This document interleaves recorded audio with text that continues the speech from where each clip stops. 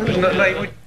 Bueno, el padre del presidente Ollantaytamala, siempre polémico, no solamente se ha referido al tema de la bancada, sino también a la elección de Ana Jara, ¿no es cierto? Como a la designación de Ana Jara como presidenta del Consejo de Ministros, y una vez más fue muy polémico. Ha dicho, el gobierno es una reunión de amiguitas, en clara referencia a la injerencia de su nuera, la primera dama Nadine Heredia, ¿no es cierto?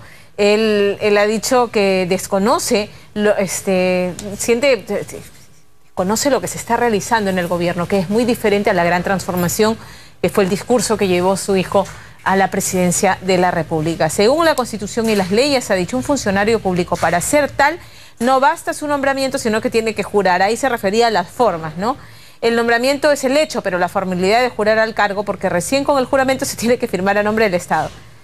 Y dijo, también consideró que el gobierno habría degenerado en un cenáculo de comadres que entre ellas se reparten los cargos.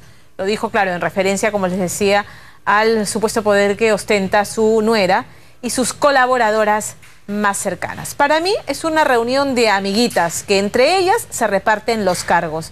No he dicho que Nadine estaba borrachita de poder. He dicho que Nadine estaba borrachita de poder. Después he dicho que es difícil de atarla. Ahora todo el poder lo tiene ella. Domina el Poder Ejecutivo, domina el Legislativo, la Fiscalía de la Nación, la SUNAT. El Poder Judicial no, dijo el patriarca, porque está disminuida la Constitución. Es simplemente un instrumento de la Fiscalía. Vamos a cambiar de tema.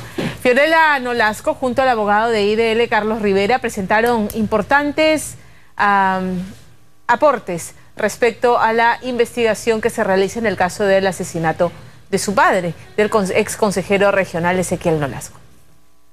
A ver, muchas gracias por estar acá presentes. Efectivamente, como Glaster tú está señalado, hubo un pedido de parte de Fiorella Nolasco para intervenir en el caso, y en realidad teníamos la intención de hacer esto algún tiempo antes, pero un primer asunto con el que nos encontramos y que nos llamó la sorpresa es la cantidad de información documental que hay en el expediente. Es un expediente que en ese momento, a pesar de que recién acaba de comenzar, tiene 33 tomos, eso significa unas 17.000, 18.000 páginas que ya se han incorporado como información al expediente. Es un caso que, como ustedes tienen conocimiento, ocurrió en Huacho y que es a pedido de la policía, no del Ministerio Público, sino de la policía, que se transfiere competencia a la ciudad de Lima.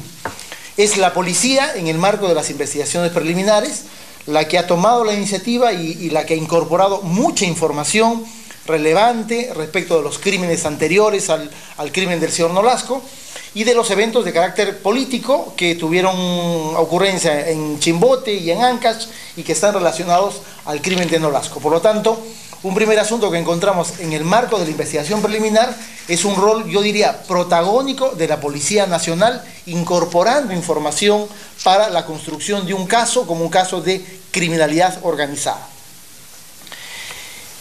Justamente en ese marco de esa investigación es que se dictan las detenciones. El día 13 de mayo de este año se confirman esas detenciones hacia finales de mayo, y acá hay un hecho importante que damos cuenta.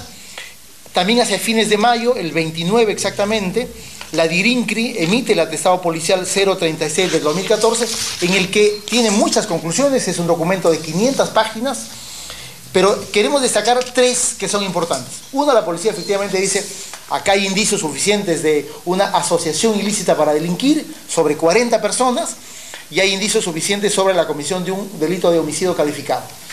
Pero encontramos un hecho significativo que es el relacionado al fiscal superior Dante Farro. La policía concluye que Dante Farro está involucrado en el delito de asociación ilícita para delinquir, pero no lo denuncia. La razón por la cual la policía concluye que no lo denuncia, porque dice que ha coordinado con el representante del Ministerio Público para que, sobre la base de la información que está en este expediente, dice el órgano superior fiscal, ese órgano no existe, pase a tomar las acciones de su competencia. Por lo tanto, creo que aquí hay un primer asunto importante que la Fiscalía de la Nación tendría que dar cuenta por qué razón el señor Dante Farro no ha sido denunciado en este caso del crimen del señor Ezequiel Nolasco. Posteriormente ya se produce el traslado de competencia, asume competencia la Fiscalía de Crimen Organizado de Lima y el segundo Juzgado Penal Nacional de Lima. A partir de ese momento, ya con las personas detenidas, recuerden que son 40 personas detenidas, básicamente entramos a un proceso, diríamos, altamente complejo, porque hay 40 procesados que se están defendiendo y que están generando incidentes, impugnaciones en el curso del proceso judicial como corresponde en términos procesales. Pero ese elemento es un elemento de complejidad también, porque no es un crimen contra uno o dos implicados, sino contra 40 que se van defendiendo y que están generando en este momento una serie de incidentes que básicamente es la parte central del trabajo del juzgado en este momento desde el mes pasado. ¿Qué cosa se ha incorporado al proceso judicial? Lo que se ha incorporado a iniciativa de la policía ha sido básicamente la información relevante, primero, de los hechos criminales que no han sido objeto de ningún proceso judicial anteriormente, como consecuencia de las investigaciones que ha hecho la Policía Nacional. Eso está incorporado como elemento de información. Ha sido incorporado informaciones de inteligencia operativa que la policía ha dado cuenta al juzgado y a la fiscalía respecto a los autores mediatos y los autores materiales del crimen del señor Nolasco. Ha sido incorporado también ya en la etapa judicial los expedientes en los que Nolasco, inclusive la propia fiscal Nancy Moreno, resultaron agraviados entre las amenazas, extorsiones. Todo es... 1:55. Tenemos ya a nuestro invitado esta tarde, al doctor Alberto Borea. Él es abogado del procesado presidente de la región Loreto, Iván Vázquez, que como sabemos está en estos momentos en una clínica en Loreto, está siendo atendido, pero ya se entregó a la justicia y seguirá el proceso en prisión. Doctor Borea, ¿cómo está? Buenas tardes. Bueno, en primer lugar, mi querida Pamela, gracias por darme la posibilidad de explicar, aunque sea unos minutos. El presidente de la región, esperamos que se haya entregado a la justicia y no a la injusticia y a la arbitrariedad, que es lo que ha sucedido hasta este momento con esa resolución, que contrariando lo que dice la Constitución y cualquier principio del proceso penal, que establece que tú debes de seguir el proceso y la investigación se te debe hacer en libertad y no detenido, ¿no es verdad?, ha ordenado sin ningún tipo de razonamiento y sin ningún tipo de prueba concreta a esta juez que nada menos que un presidente elegido por el pueblo siga un proceso en prisión. Si hubiera habido, como en otros casos, como en Cajamarca, como en Pasco, como en fin, Ancas, todo, Tumbes, elementos, en Tumbes no sabemos. Pero en los otros tres, porque ahí sí se ha dictado prisión provisional, ¿no es verdad? Si tú ves que efectivamente hay elementos concretos, hay cheques, hay vídeos, hay audios, hay personas con las cuales se ha conversado, registros telefónicos, algo de eso, tú dirías, bueno, pero si no hay ni una sola prueba... O sea, hay presunción de irregularidades en el tema del alcantarillado, de 460 millones proyectados. Este es el tema de los motochatas. O sea que... Si se menciona en la resolución de la jueza el tema del alcantarillado, es absolutamente prevaricador, porque de eso no estamos discutiendo. Pero segundo, si se menciona el tema del... solamente es por la evaluación de maquinaria. De las chatas, nada más, ¿ya? Ok, pero es muy curioso, porque hay dos delitos por los que se le denuncia. Colusión y fraude. La colusión significa que tú te has puesto de acuerdo con alguien más, porque tú no te puedes coludir contigo misma, ¿no es verdad?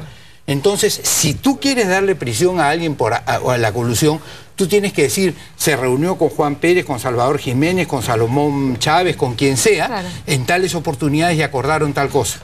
¿No es verdad? Ok, no hay ni una sola prueba, no hay ni un solo nombre en estas 57 páginas respecto a con quién se habría reunido.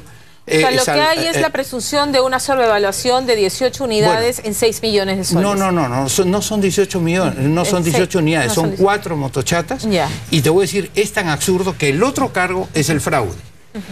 ¿El fraude qué significa? Que tú efectivamente hayas vendido a más lo que eventualmente costaba menos o hayas hecho una defraudación. ¿Sabes lo que pasa en este proceso? Después de 14 meses de investigación que hizo este fiscal Chota Peralta y que llega después de 14 meses a la conclusión de que no hay mérito para seguirle el juicio de Iván y que después por las extrañas circunstancias que después te contaré cambia de opinión, no hay una sola prueba sobre el valor de los bienes. Es decir, no hay ni siquiera un peritaje económico. ¿Cómo puede haber un hecho concluyente sobre defraudación si ni siquiera sabes cuánto valen?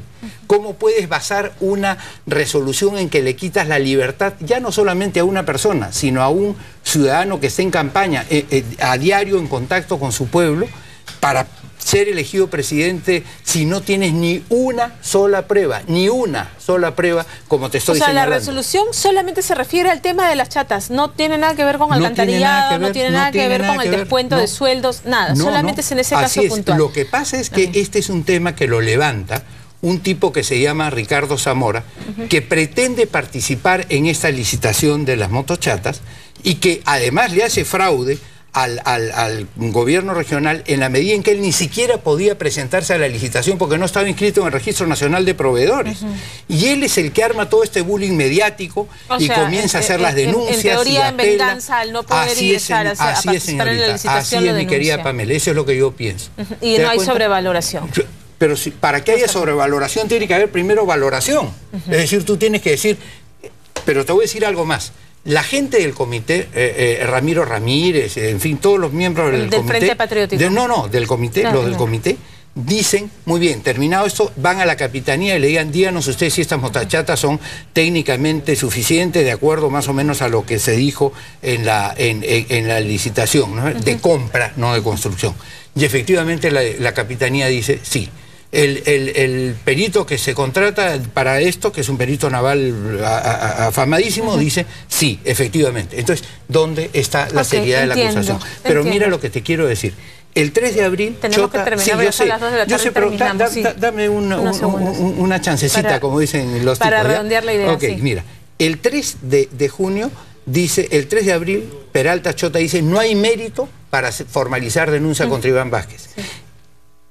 El 16 de junio, sin haber habido una sola prueba adicional, ni haberse actuado ninguna diligencia... O sea, en base a los mismos documentos del expediente cambia y dice, ahora sí, pero adicionalmente entre estas dos cosas suceden algunas cosas. Una presión del órgano de control interno del Ministerio Público absolutamente indebida, ¿no es así? Y que le ordena prácticamente a Peralta Chota que cambie su criterio y que cambie su opinión y que lo acuse. Eso está demostradísimo, lo tengo acá, lástima que no tenemos tiempo. Pero vamos a ver de citarlo nuevamente para poder conversar ampliamente del tema. Pero, o sea, digamos, una vez que se estabilice, el señor Vázquez va a tener que pasar a un centro. Bueno, espero que no, porque han citado la próxima semana para que se vea la apelación y como no se reúnen los 3 requisitos que obligatoriamente señala el Código Procesal Penal... ¿Va a permanecer en el centro médico? No, bueno, yo no sé cuál será su estado de salud en este momento, pero lo que sí te digo es que el principio fundamental es que si a ti te acusan de algo, tú en libertad... Exacto. Y mientras no haya concluido el proceso... Tú no puedes y no debes estar en prisión, salvo pues que se trate. Ahora, esta jueza tenemos que terminar, tiene 50.000 denuncias sobre 50.000. Por ejemplo, la sancionaron por aplicar temas no la ley. Yo sé que estamos contra el tiempo. Gracias por venir. Lo vamos a conversar. Gracias por llegar hasta el canal. Muchísimas gracias. Bien, terminamos. Hasta mañana al mediodía aquí en Más que Noticias. Buenas tardes.